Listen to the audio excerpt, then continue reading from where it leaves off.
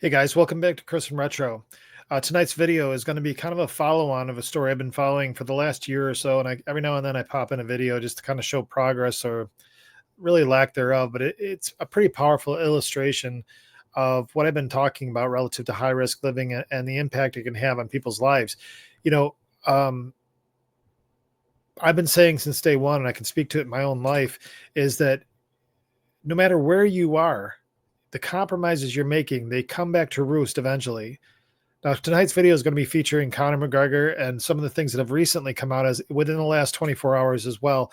And I am not trying to rag on Conor or anything else. It's just, I think it's just an unfortunately vivid present example of why this show is even founded. I mean, there's two pieces why this matters. One is that to warn you of how serious of a risk you are in if you're living high risk living, no matter where you're at in life. If you're in high profile positions or if you're just in the street just trying to get by and you think you can just do one more misgiving and you're not going to get caught, you do. And in this case, it's pretty evident that no matter who you are, you can fall apart.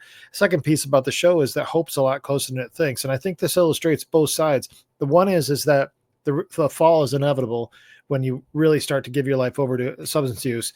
And the second one is about the potential in this story. And that's what I really want to emphasize on. And if I'm fortunate enough to have Conor take a look at this video, or any of his people around him, if he has anybody that's actually close and loyal and cares other than the money, I'm hoping this video has an impact. For you, what I want you to do is to recognize this vivid example. If you think you're being slick, don't. Falling apart is a lot closer than you think it is.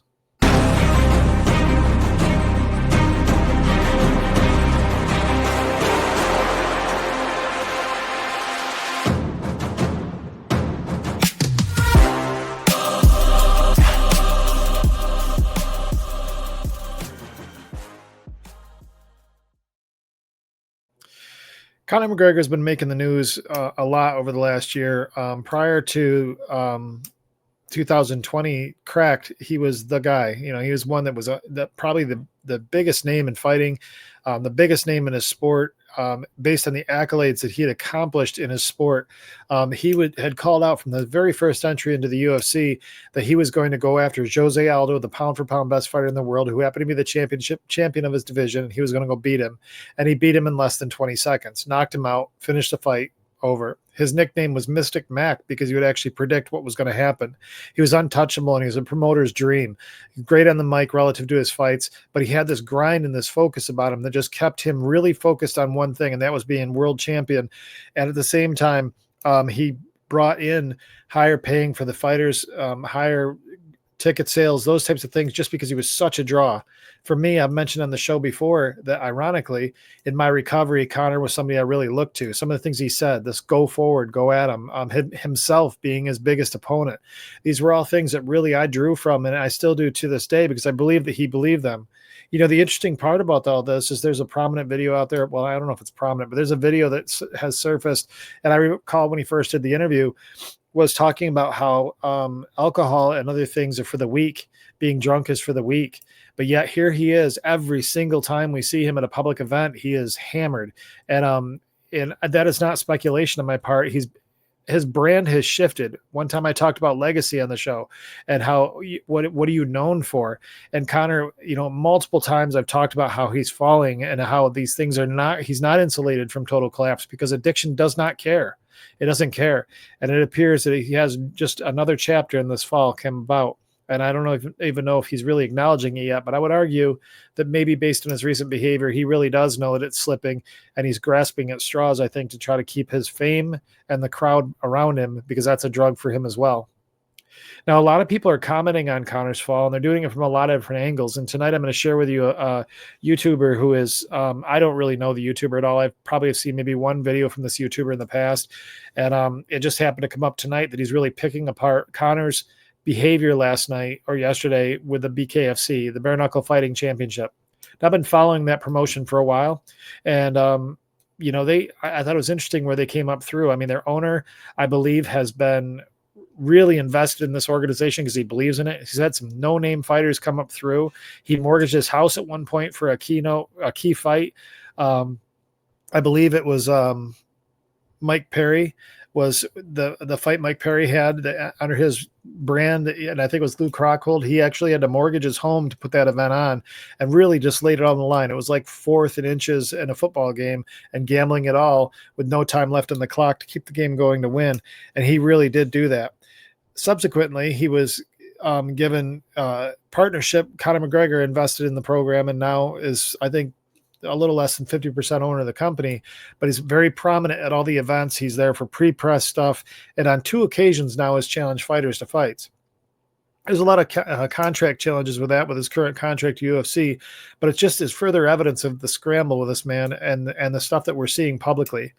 Now, what I want to do is just kind of carve out one piece here to say, look, I am not asking or even promoting empathy for Conor McGregor. I'm not empathizing with Conor. What I'm just simply saying is he is a very vivid example in our current time of exactly what I'm saying, that no matter who you are, it may take longer for you to fall. But I know many people that viewed that first video that I did over a year ago with a lot of pushback saying that, you know, he's got too much money, he's too well connected, and that sort of thing.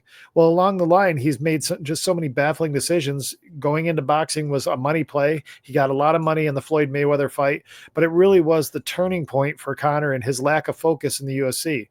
Now, that's probably not the best place for him to have made all of his money. I know that he made it in other ventures, which it may have been smart monetarily, but it seems as though as that turned, so didn't his well-being, and his addiction seemed to become a very public problem. Now, I'd suspect it was probably a problem in private before then, but now it became a very public spectacle, and to the point that his legacy of once being the first champ and being somebody that really looked to as the guy and the promotion draw for the UFC is now really the legacy is left is just making a fool of himself on camera.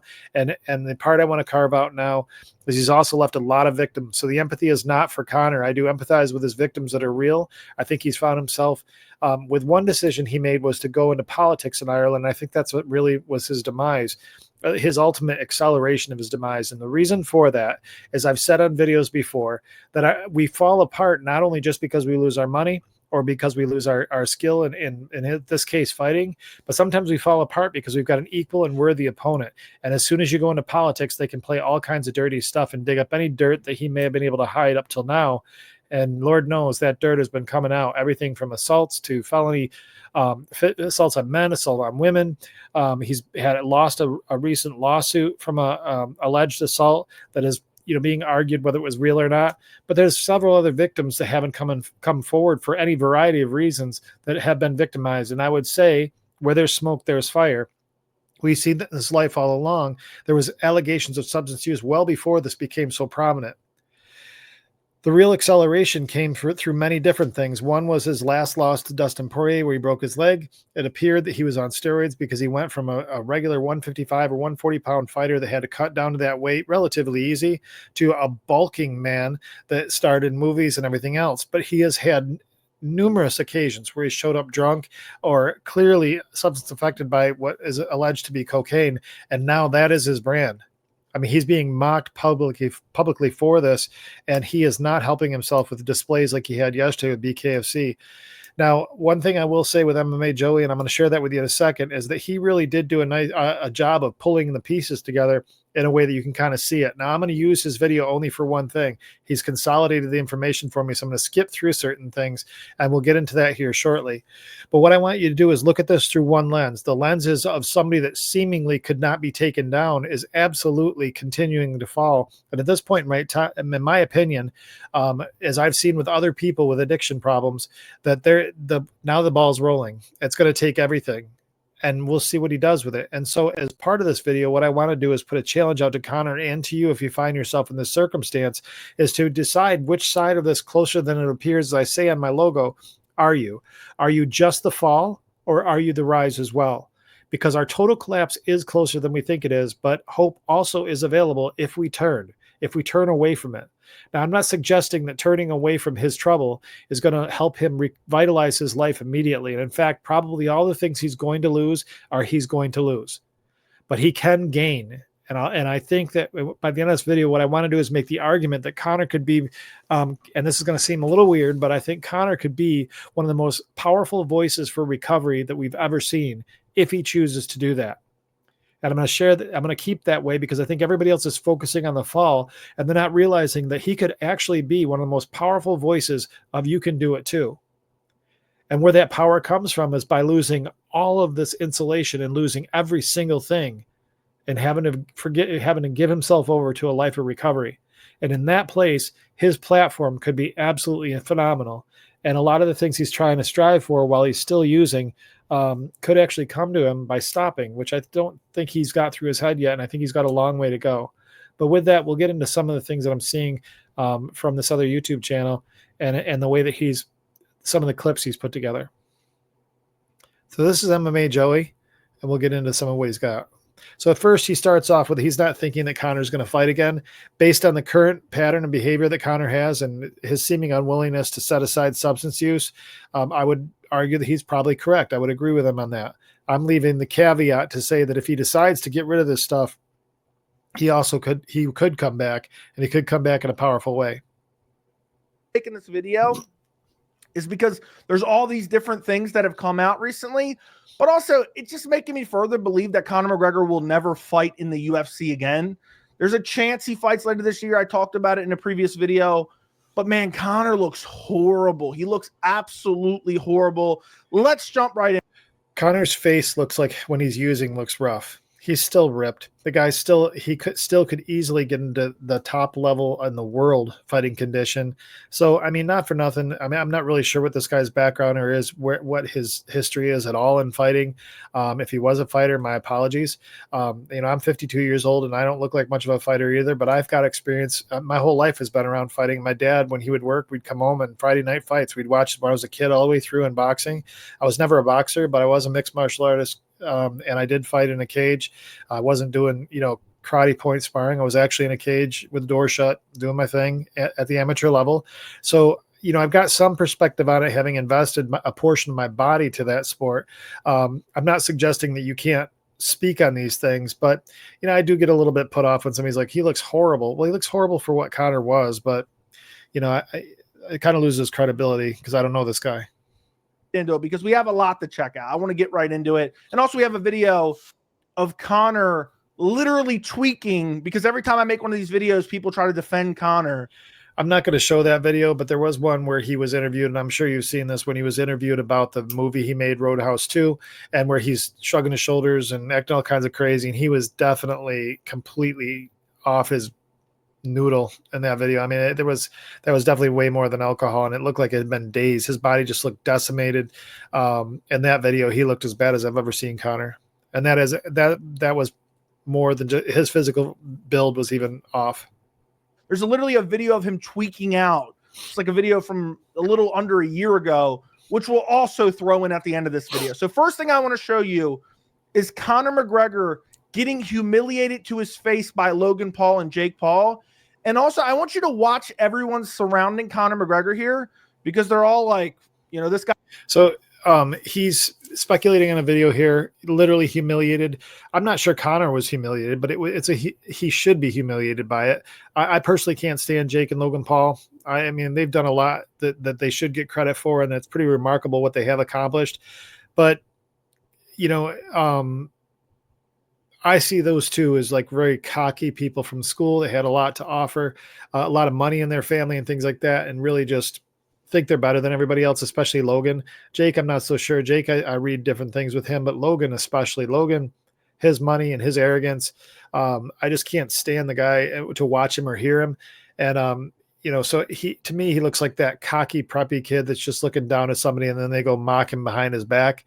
I'm not sure that's humiliation other than foolishness on his part, because make no bones about it, whether he professionally competes or not, especially on substance use, he's going to start making some decisions that are pretty dangerous. And he's an incredibly dangerous human being. And I'm not sure I'd even want to be around him in this current case, because he's somebody who absolutely whipped me. And there's a lot of people he would. So I think Logan is making a lot of assumptions from a different mindset than Conor. But this is troubling that this is roughly 8 o'clock in the morning, and you can see by the sun on the building back there that it really is super early in the morning. And I'll get into the video more. Guy's on drugs. This guy's coked out. Okay, that's what they're thinking here. And this is in the morning. Conor and all the Paul brothers kept your mouth.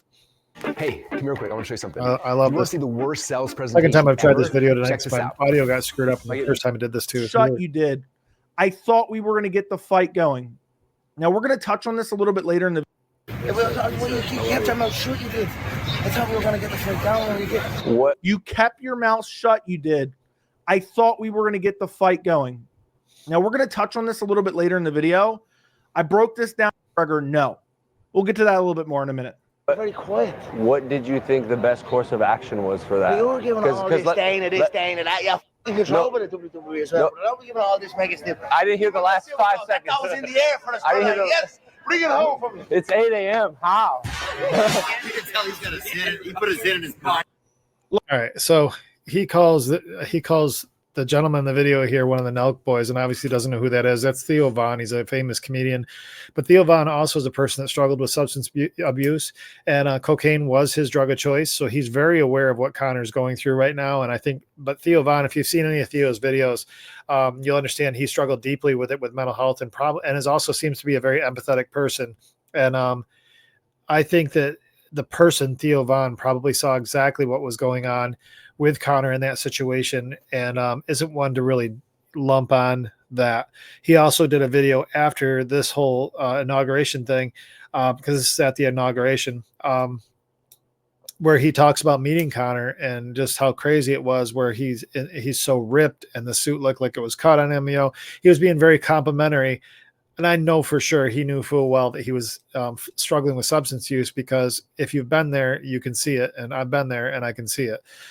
So that's that. And, they're commenting about how Conor's behavior was and how wound up he is. And Theo even made that comment about having something injected right in his brain. Basically, it's like a caffeine packet that you put in your mouth. He's saying it was injected in his brain, just kind of a joke. But I'll get to the next part of this that's troubling. He also, take an interview. They had an issue on the bus where he was still running his mouth, and now he's here with the Schmo, famous mixed martial arts interviewer. Care to go check it out. We're going to get to the press conference here in a sec. KO holding group through the roof. New market in India opened up and booming. It was business savvy and business sense to make the fight happen, or should I say, the glorified spar happen. And in between this waiting period that we find ourselves in before I can get back to the octagon. So there's a lot being said there, but if you notice his cadence and how he's speaking, he's had other prominent interviews where he's been under the influence. Obviously, whatever he's on is not as out of control here, but you can hear that he's slurring a little bit. He's having a hard time getting his thoughts together. That's not a Conor problem. Conor's always been super sharp when he's sober and very on point. And it was one of the draws he had and why he was so promotable. But even here in this, where he's trying to keep it together and keep himself in front of people, he's struggling with this interview. And he's even making excuses for his layoff. He's saying it's him, it's his performance that's keeping him out of the ring. I'll move to 19 minutes here. I think it's 19 minutes. Yeah. So this is another bizarre point. So this is at the BKFC event, and this is his speech promoting the BKC event that happened yesterday. Doesn't matter. Believe in the honor of Philadelphia's rich fighting history. May we, as Bare Knuckle Fighting Championships organization, the alien of combat sport, rise above the night sky and rain down blows viciously and prove our worth against any deniers. May local boy and former UFC lightweight world champion, former Bellator world. So even this, and I'm going to stop sharing at this point, but even in that video, he's very grandiose and speech oriented. That's also not Conor. He's thinking bigger. Even when he came out to this event, when the event was actually happening, he walked out to his own stage presence as if he was a fighter, just soaking in the crowd and needing that attention. And it's just really troubling for me to watch, because that is substance use. And the only thing his money's doing is insulating that he's actually falling. The money he currently has, and this promise that he could possibly get back in, which he still could, is keeping him in this state that's allowing him to continue to fall. It's allowing him to continue to use. There's nothing that's really forcing in his head yet. He's not getting it yet, that he's losing everything. And, the criminal charge that he's dodged, they propel it because he feels like he's invincible. He's, a big part of BKFC now financially, and now even more troubling now in two different cases. He's walked into the ring and challenged the fighter, including Jeremy Stevens, he did again this weekend. Jeremy Stevens won, and now he's back in Jeremy Stevens' face. Now there's history there. One of the famous, and even when they do, if you look it up online, the conversations they have with Jeremy Stevens in the cage or in the ring is harkening back to the interaction they had at one of his events where he was fighting, and Jeremy Stevens, he was making some comment about all the audience, because the UFC used to do the presser with everybody sitting like in bleacher seating, and Jeremy Stevens was way up to his left, and Conor's like, who the F is that guy? Because Jeremy started speaking, and who's that guy? And he says, you know who I am. I'm the hardest hitting guy at 140. Well, Conor calls that out in the ring too. He says, who's this guy? And he's trying to be slick and pulling his UFC heyday into a fist fight, basically in a bare knuckle match in the ring.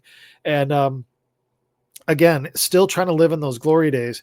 Candidly, he's known his legacy, as I've talked in other videos here, his legacy he's leaving is not where it was. It could have been the first 2-time belt holder. It could have been multi-millionaire because of his business and promotability outside the ring. It could have been all those things. And instead, what it's turned into is a mockery. And the guys that have been still fighting are way better than he is right now. The sport is evolving right before his very eyes, and he's going to walk back into a sport full of savages that have been going. We talk about ring rust with people that go out for a year. Conor's last fight was on July 10th, 2021, just before his birthday. And man, that doesn't bode well if you talk about ring rust and getting back into the cage. And honestly, the last time he fought, he started to look pretty good with Poirier, but Poirier broke his leg and finished the fight. Broke Conor's leg and finished the fight. There's just so much against him right now. And I think he still thinks that he's got all these angles, and they all seem to be just getting accolades on top of him, which is another element of substance use when your ego is driving it. And when, this high powered life is starting to fall apart. And I honestly believe that in Conor's heart of hearts, he knows he's starting to fall apart. I honestly believe that he knows he's starting to get that buzz in his ear that things aren't going well. And I think that the lawsuit was the one that woke him up. I think that the failed political run woke him up a little bit. Substance use says, no, drink me, use me, and I'll keep you safe. And it's not. Conor talked about how drinking was weak when he was early on in his fight. It was for weakness. And I'm wondering if Conor didn't have some weakness, that he recognized that the substance uses would have been a trouble for him even back then. And now they clearly are playing out that way. If Conor were to turn it around, and this is where I really want to focus on the video, aside from the fact that he's a very vivid and living example of total collapse, no matter what, substance takes everything. And aside from the fact that his current legacy is going to leave him as the guy that could have been amazing, it could have been the greatest of all time, and instead is going to go off on his current trajectory is the coked out drunk that ended in whatever is going to end with this, because there's no positive rebound while you're currently using. There's no place that's going to positively rebound for him, because he's already building a tremendous bolus of not only non-support, but enemies. He's lost endorsements. He's lost business deals. He's lost fight opportunities because of his own doing and because others are just not going to fight him. I mean, he has really just become a mockery, and a lot of these guys in the fight sport just don't want to deal with it anymore. So for BKFC, where he's got a big ownership in it, even the other owner was kind of like, Conor told me afterwards and wanted me to say in the press conference that he's going to fight Jeremy Stevens in the BKFC. Even there, he's trying to get limelight, even to get other people to advocate for him, because he wants this energy around him that says he's king, and he's just not anymore. Here's the situation that I see. I think Conor can be the greatest recovery story possible in front of our very eyes. Now, there's probably plenty other ones that have come from a lot more desperate situations and found greatness in their life in their recovery. And I'm not minimizing anybody's recovery journey. But in terms of being in the limelight and demonstrating what recovery looks like and how it can, the incredible turnaround that can happen for your life, he could be that guy. He's 36 years old, which is getting old for fighting. So maybe fighting's not in his future. But the story of what he once was and how far he had fallen could be incredibly vivid to people when he rises, if he chooses to. But it's going to take stopping today. And it's going to take getting help today. And if we look at it realistically, he's going to be 6 months, given the fact of how public he's been doing this, of very serious work for him to get the substance use under control. it's not just stopping with substance use. There's so much more to it. It's not just the substance. It's everything around it that caused you to be there. He's got work to do for, at least 6 months before he's even going to be able to think about training at a high level to actually be ready for a fight at that level. But nothing else. I mean, even if he never fought again, to be able to be a voice for others to say, look, man, that really just screwed everything up. I could have been so much more. But his capabilities on the mic when he's got a clear mind are tremendous, and his sincerity and authenticity is powerful. Right now, it's just very conjured and loud and substance affected. If he put it in park in 6 months, I think that he'd be somebody you could start saying, okay, man, he's got it together. And then it would take years for people to buy it that it was actually real, but he could still be doing substantial things and showing that sustainable, constant rise. He could be like Mike Tyson. They had a lot of bad name around him. Was a great athlete, but then in his years now has really shown himself to be somebody that gives some great advice and has actually had some tremendous information that's come out. 50 Cent's another one. I've noted both of those in previous videos. And I think that Conor could be an extraordinary example of what recovery looks like. But it's going to take a lot of work for him. And I don't know right now that he knows that. And I don't think he's surrounding himself with people that are helping him. I feel terrible for what his kids are going through. I feel terrible for what the women that actually were victimized with him that have no voice.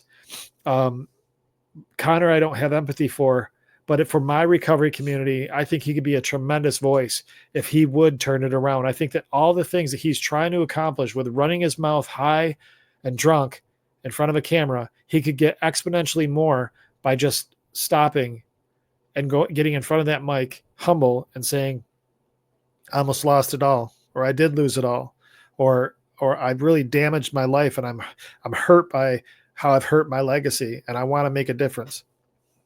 I want to rise. It's going to take reorienting what his goals are and what matters for Conor. I hope this video is useful for you guys. If you know somebody that's struggling, that is in a high-powered position, Conor is living proof, and we've been monitoring this over the last year, and I've spotted in a few videos on it. And if Conor's watching this, as I've said on other videos, there is hope and help, man. There really is.